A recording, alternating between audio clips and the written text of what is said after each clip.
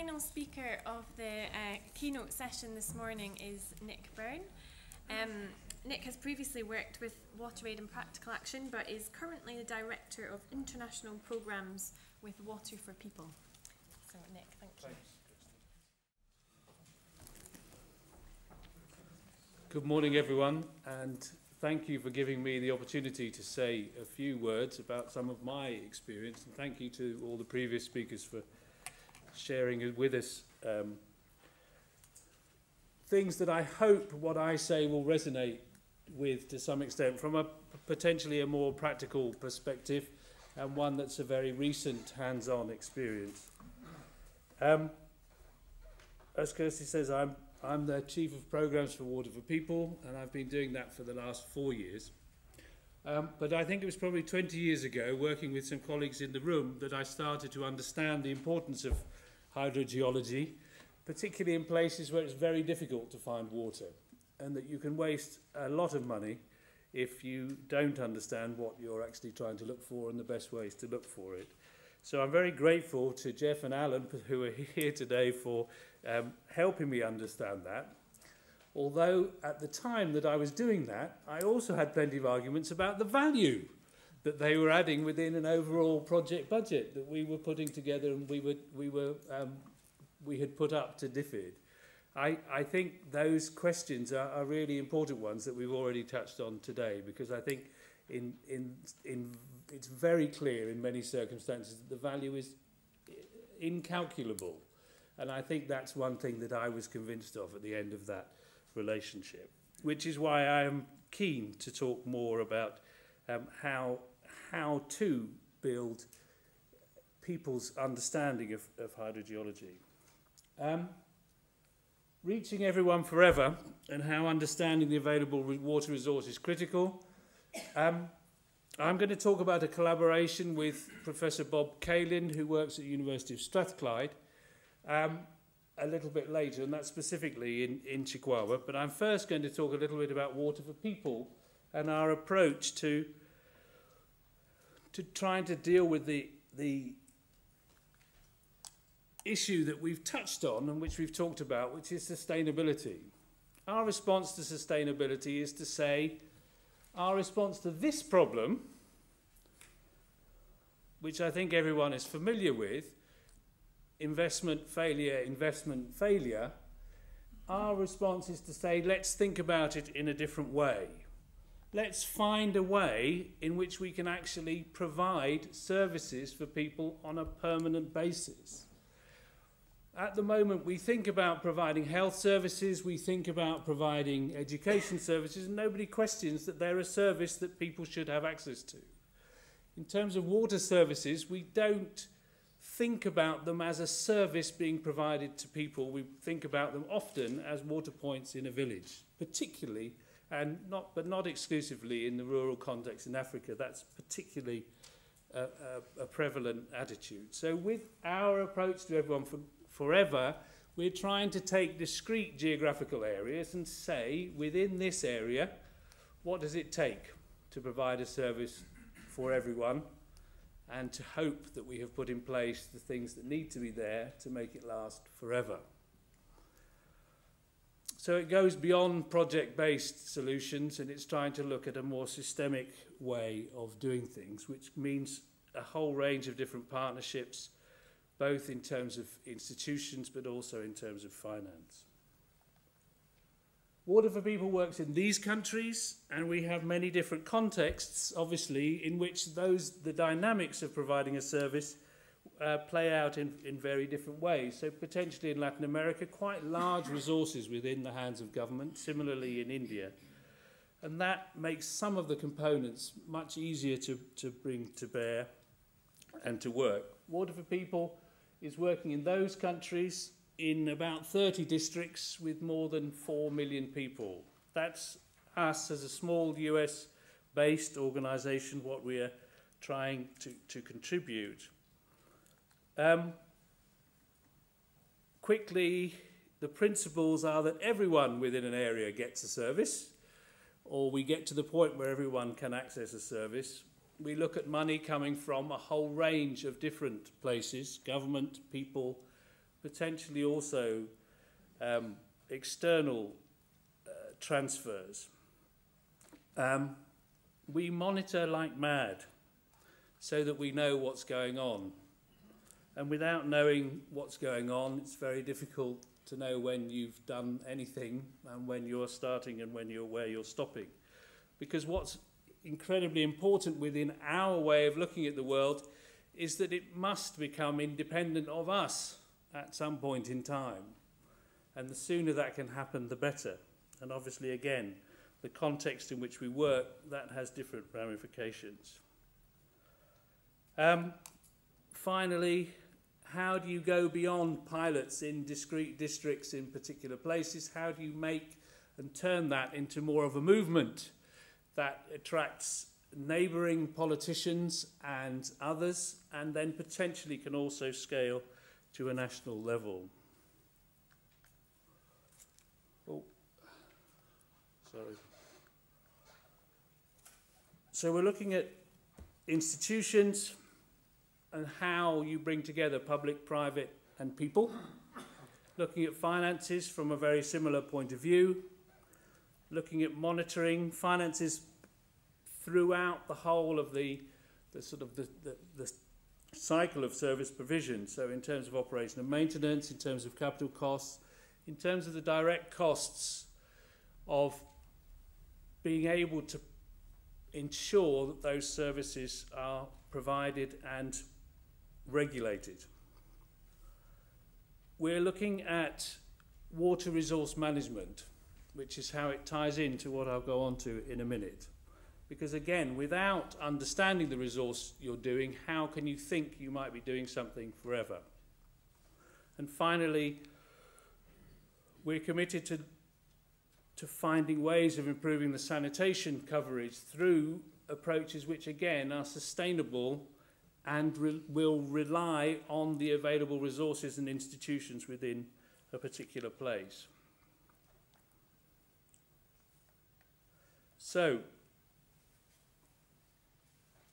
I'm going to talk a little bit about a collaboration between the University of Strathclyde, the Ministry of Irrigation and Water Development, both locally within the district of Chikhwawa, 484,000 people, I think, in southern Malawi, and the National Water Resource Department within the ministry, who are the people responsible for groundwater understanding and its development in Malawi, to the best of my understanding.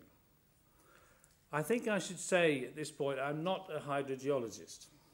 And any faults in this presentation are entirely mine.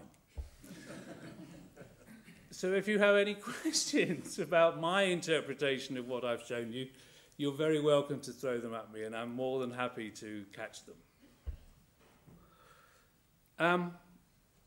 We work and have been working as Water for People with the district of Chikhwawa for the last 5 years, and particularly in the last 3 years, we've been working with them on the idea that they can get to the point where everyone in that district has a service, and that we can create the institutions and get the finance in place to make those services last forever.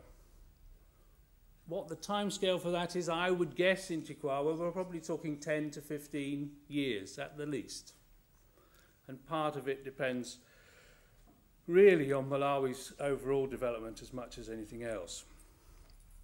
We know in Chikhwawa there are lots of boreholes that don't work, and I'll come and talk about that in a minute. But we also know that a lot of boreholes are very salty. And so a number of boreholes have been drilled, and people will not then drink the water.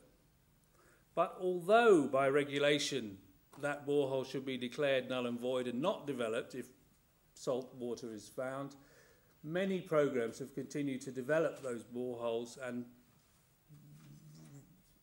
and the full investment around that. So we had a huge incentive to understand better, to get that basic understanding of hydrogeology that Richard was talking about.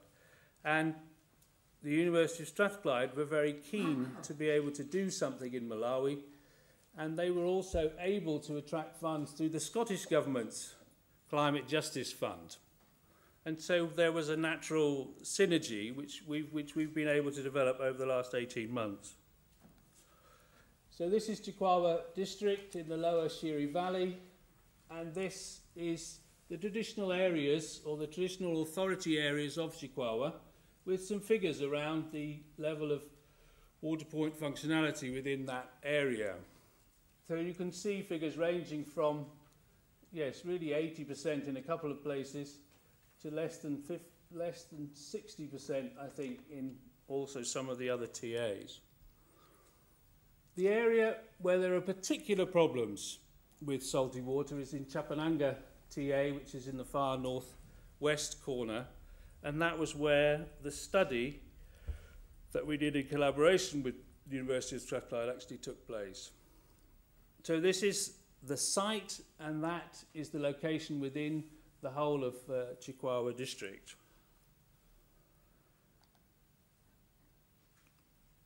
This is what happened, or this was the first stage of the programme that was put in place. So 24 boreholes were drilled, a whole set of different geological and well construction logs were taken, and there was some electric conductivity profiling done. And through that profiling and through that work, it was possible to develop some models of what the hydrogeology looked like within the area we were working in. Again, the geological observations were done every 3 meters, and again, logs created for that vertical geological and electroconductivity profiles. So what was produced was some nice pictures about what the state of play was within, both in terms of trying to understand the geology, but then probably more importantly, trying to understand what that meant for the alluvial aquifer from which the water was actually being taken.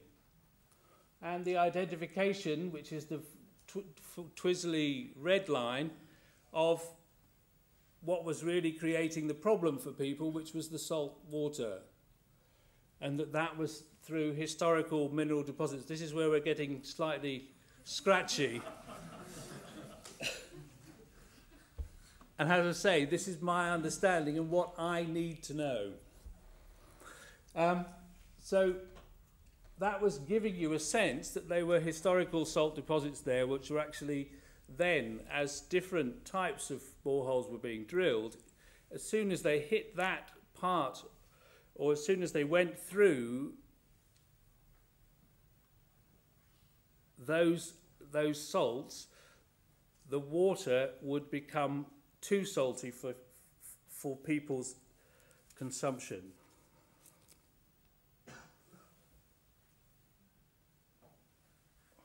Did I go on?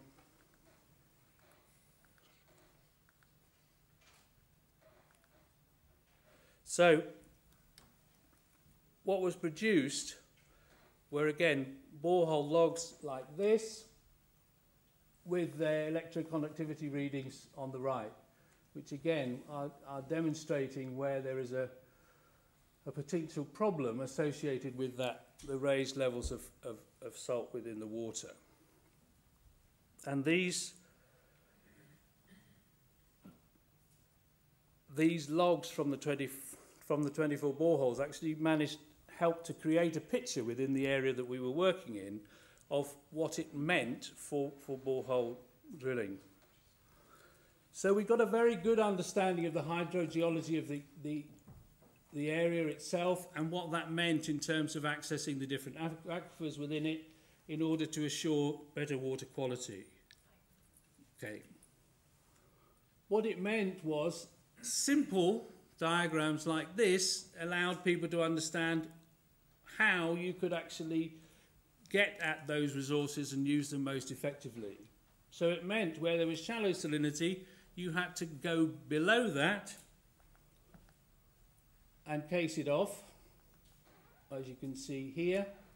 And where there was deeper salinity, as long as you didn't reach the deeper salinity, you might be able to get an aquifer which had sufficient yield. in order to be able to help you.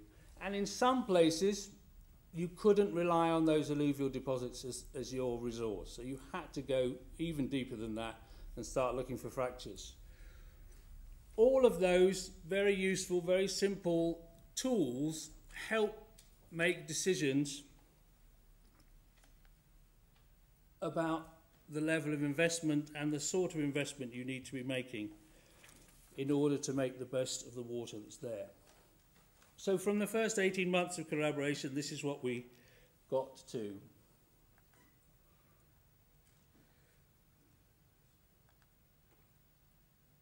Now, as you may know, this is the place where the work was done, but you can see throughout the whole of the district that there's actually still a huge problem in terms of the quality of water within existing boreholes.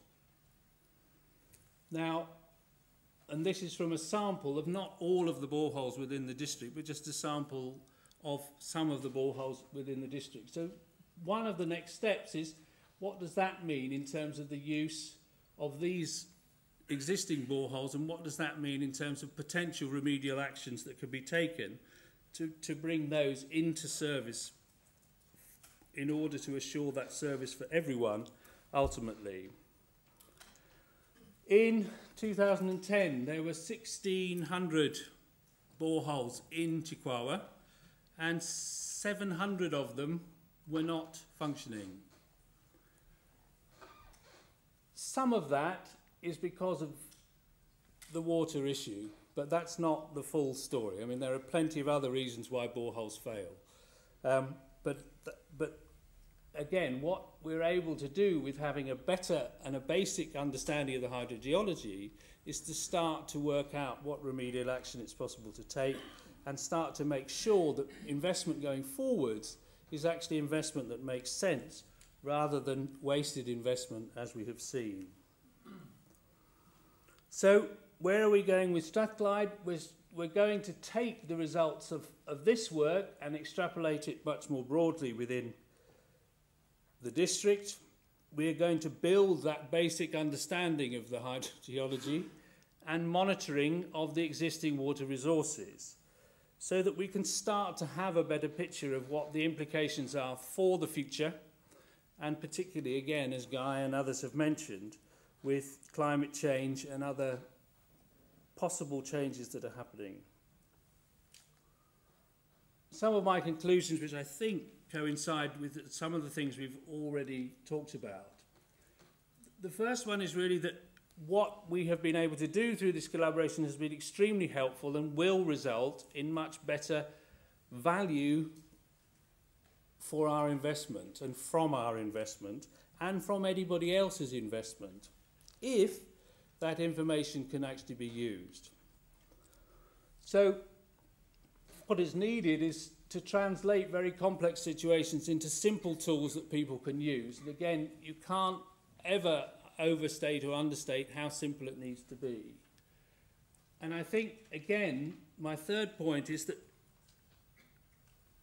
you can, as we've talked about before, you can't do any of this work without an effective collaboration within country. You can't, and I know Richard described a paradigm where you had external experts coming to work with people or to do some research and then to take it or leave it. And I think we do need to get much, much better, and we've been trying in this work through working with the ministry department to get, and with the local district officials, to get the understanding of what is happening and to get the skills for being able to extrapolate this information and this understanding and the techniques through that people have been using for doing it much more broadly taken up.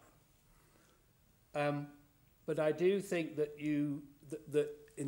as an NGO, unless we have people who are able to understand any advice that's being given, it's very difficult to do. It's very difficult, again, as Emmanuel said, it's very difficult for that advice to become embedded and to have any lasting usefulness. And finally, again, the most important question probably. You can create islands of excellence and knowledge which are very useful, but it doesn't solve the problem on a much wider scale. And I think that's the challenge which we will always keep coming back to. Thank you.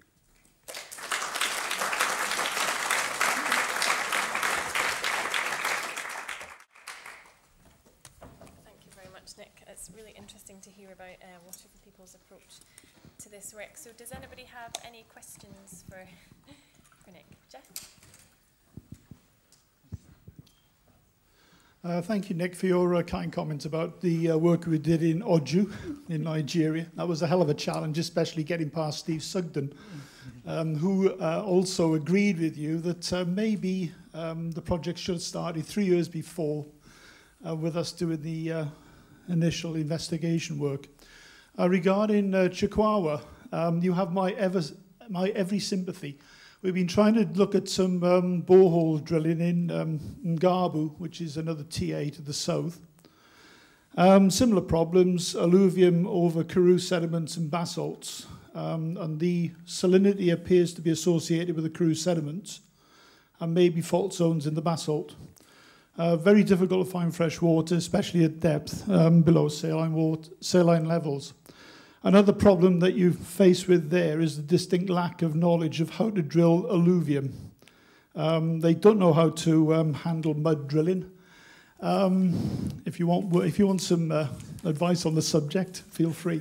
We've got to drill some holes in Ngabu next year when the crops are taken off the fields adjacent to the township. Okay. Great, thank you, Jeff.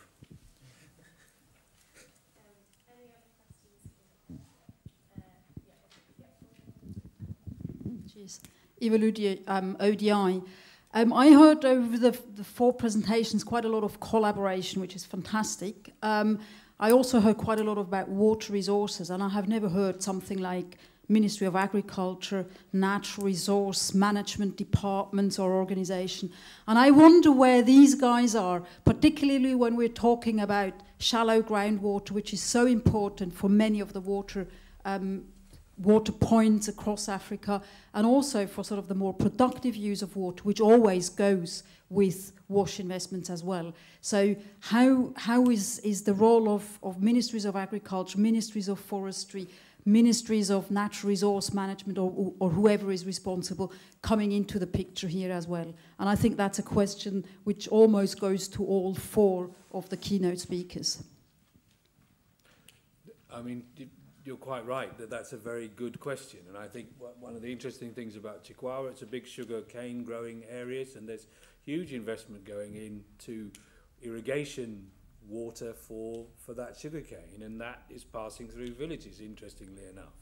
So there is no joined up planning on that basis, and I think getting the much bigger picture of looking at integrated water resource management across these districts is the next challenge. Because that's, again, I'm just giving one example. I mean, I'm just trying to think if I can point to any places where there is more coordination and collaboration. I'm looking at Richard now to see if he can suggest whether in Sierra Leone you've covered all those bases in terms of that programming. To put you on the spot.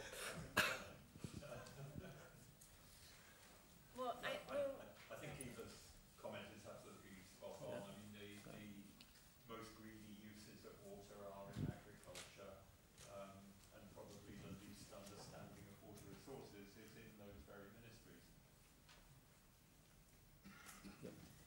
We'll maybe leave it there for just now, but we'll hopefully have a chance to come back to some of these issues in the panel session at the end of the day.